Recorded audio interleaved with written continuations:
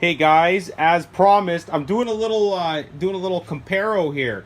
So this Lighthawk, Lighthawk's a new brand of stuff. Well, it's actually not new. It's been around for I think close to a decade now, and they've really honed in on a lot of their new RC cars. It's funny because Lighthawk's always been like a whatever kind of brand, and what I mean by whatever is it's a little better than toy grade, but it's not quite hobby grade, and that's what it still is. But they're definitely listening to the customers quite a bit better, and the product in the cars I think are much better than they have been in the past. So we went out and picked up some of their smaller scale stuff, and this is one of their newer trucks called the Max. And I'm going to give you a little head-to-head because I've had people come in all week and go, well, it's just like a Twin Hammers. It's like, well, not really. So I'm going to give you a little head-to-head here and kind of show you the difference between the two. Now, it's funny because they pick orange and blue and white, and orange and blue and white. Pretty good. And if you make stuff orange and blue, Chris likey. Chris buys it. It's good. Wheelbase, center to center there in the front, you're off by about, well, it's about an inch or so, okay? So a little bit shorter wheelbase, which will, it'll change things up a bit. As far as width goes, you got about another ½ inch, I'm going to say. So let's say a 1 inch total extra width. Tire height, though, there's a big difference there, okay? And that just gives you a lot more ground clearance as well. Like the Twin Hammers here is going to give you more ground clearance. When you look at the tires, too, they look pretty freaking close, okay? Pretty fun. So let's go over some other features here, okay? Steel drive shafts, ball bearings, ball bearings. We like that, okay? But I took apart these front panel sections here. Now, you do actually get LEDs in the front there, which is a big plus on the Lighthawk, which I like. I know some people like big plus, 2 LEDs. It's just cool. One less thing you got to do, right? But the LED light bar that comes in these Vaterra Twin Hammers, those are nice. Surface mount, SMD lights. You just have a traditional 5mm LED there, right?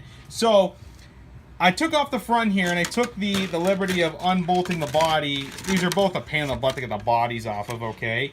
So as far as the quality of the bodies go, it's the same material. It's the same stuff, okay? Which I really like. Super flexible, sublimated, Lexan. Great job.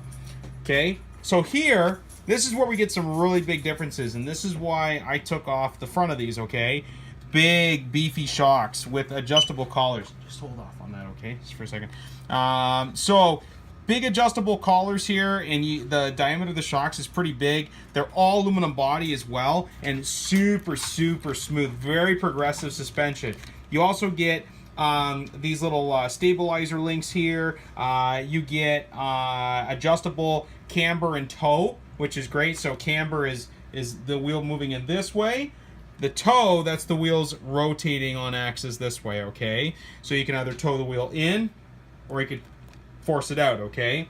Now, one thing that Vaterra does that, other companies are doing as well is, you get these little, they're called, I think, kingpins in here, okay? I personally do not like the design, okay? I rather have a nut and a bolt in there, or just a nut or a bolt, but I will tell you that they are more durable and they are smoother. So in terms of serviceability, I don't like. In terms of functionality, I think it is better. Whatever, it's a bit of a gripe, okay? But when we look at these two chassis, like look at the tubes here, look at these here, same freaking thing. And here's the thing, the diameter of the tubing is literally identical model to model, okay? So it's not like they're downscaling everything. Now with the Vaterra here, we go with a slightly smaller shock. I still think very appropriate for its size, okay? And they have aluminum caps, aluminum bottoms, but, the bodies are still plastic. And as far as progressiveness goes, not as nice. It's a little more bouncier, okay? Like when I'm lifting up and down, it's a little faster acting. Where this guy oh, sorry, these weren't stabilizers. They're the push rods for the shocks. It's my first freaking day here. Anyways, sorry I misidentified those earlier. So, what were you saying? Those ones might need oil, the shocks. Yeah, so the good thing what Tony pointed out, these have oil in them as far as I know, but I think it's a really, really low weight, whatever, right? Where these are oiled up. And the thing is, when you have a company like Vaterra, you've got decades of racing and building heritage, right? Where what's neat with Vaterra, you may or may not know, is it's owned by Horizon Hobby, which distributes all major brands for the most part, okay? but they also own Team Lozi, they own ECX, so they put a lot of work into their models. Okay, so the wheels look like they're beadlock, and I know I probably should have done a little bit more homework, but I believe the wheels are beadlock on both models. Okay, so that's really a nice plus. Not that you're going to be really changing them, because everybody who has these are changing out the whole wheel and tire anyways. But as far as rubber compound, the Twin Hammers rocks, and I know I'm doing the finger test there. Foam is nice. The rim looks really good. Where the tire compound on these are a little harder, but it's pretty good. And there is foam in there too. See, that's an area where a lot of manufacturers like to save money. They'll just make them semi-pneumatic. They'll just put air in there. And I think that's a little cheesy. The wheels are chrome with an orange beadlock. A little goofy, you know, where they use like a matte finish. It's definitely a little more elegant, okay? So let's flip these beasts around. Let's talk about the rear end. As far as battery accessibility, really good in the Max, okay? As far as the Twin Hammers go, it's also very good. Velcro strap, nice and easy, and again, you get those all aluminum body shocks in there, okay? You actually get a little more accessibility on the Max, okay, on the Lite Hawk. Here's a weird or a fun positive negative. So you get full-size electronics when you go with the Vaterra, okay, and you get mini and micro electronics when you go with the Lite Hawk. But that's okay. They both have good warranty. They both do well for one another. Now both of these are brushed vehicles, and they go approximately the same speed. Now this guy, the Twin Hammers, can handle LiPo a lot easier. But when you notice here, you actually have this twin battery holder. You can actually run this size of battery in there if you want, so they run on the same battery. But the Twin Hammers doesn't come with a battery. Very tricky. But you can also run a LiPo pack, but it has to be a shorty pack. Pros and cons. Cons are you're going to pay more for the pack. There's not many out there, so your selection is limited. Where this guy's lighter, and if you wanted to run LiPo, you could run a small, cheapy, basic LiPo, and it would be just, would be pretty dandy. Now, I don't want to get too technical, but I like to see this guy mainly nickel metal hydride as far as the trifecta of durability, reliability, performance. We like it in the middle, okay? You start putting LiPo in these things, well, the reliability and durability get a crap kick, but the performance goes up. Where the Twin Hammers is, if you're going to do a lot of upgrading, you can do a lot of stuff to this, okay? So, even the spare tire, it's really cool. We like it. Okay, so let's flip it over on its face here, or on its back. Oh, the plastics are going to fly around just a little bit. So, this very, very esque of each other, right? Like, you have the same style of pumpkin. Not the same. You have the same kind of lower links here than you do with the Twin Hammers. Really freaking cool, okay? You also get these drive shafts, very similar technology. So, you get shiny steel, okay? And then you're getting like a black oxide coated material, okay? Drive shafts look like they're identical, just a little shorter. You get this front little metal reinforcement plate, but you have these really nice lower track arms, but, as you can see with the Vaterra here, they're all smoothed off.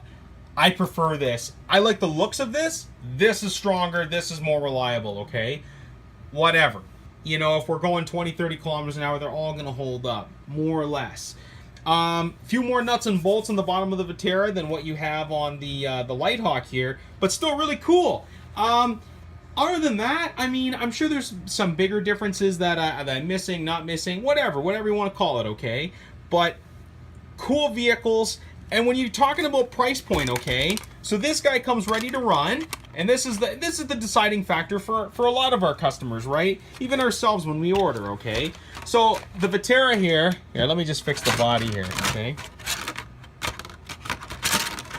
Clearly it's my first day, okay? So the Vaterra here is rocking right around that $400 price point.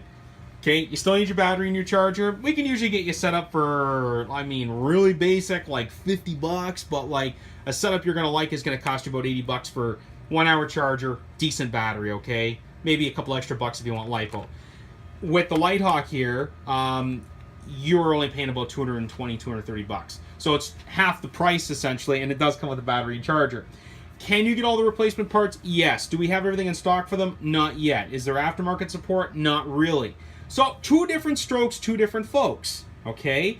But I know when I saw this, I was like, this is just cool. And that's what gets me a lot of times. If you have a cool RC car that you like the looks of it, it does what it says it's going to do in the box, Thank you, Lighthawk. You know, whenever I'm gonna pick on the big T just for a half a second.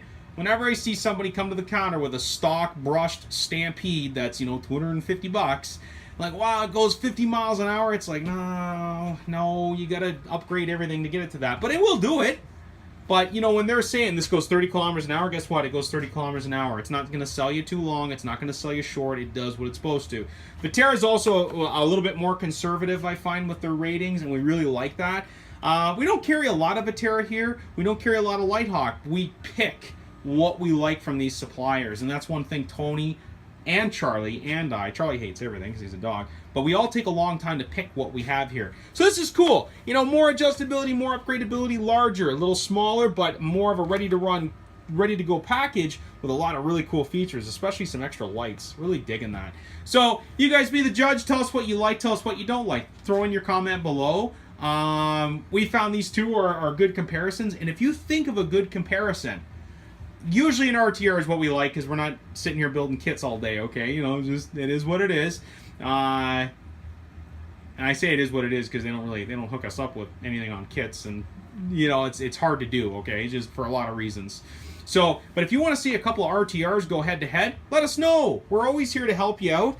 And if you want to see a comparison that we like, we'll give you a little shout out, and you know, we'll make you YouTube famous. You know, because we get at least hundreds of views on our videos. Because I'm snappy. Never mind, that's a Modern Family reference. Anyways, you guys have a great day. If you have any questions, any concerns, let us know. Pick who you like. If you want us to do any shootouts, let us know. Okay, Merry Christmas.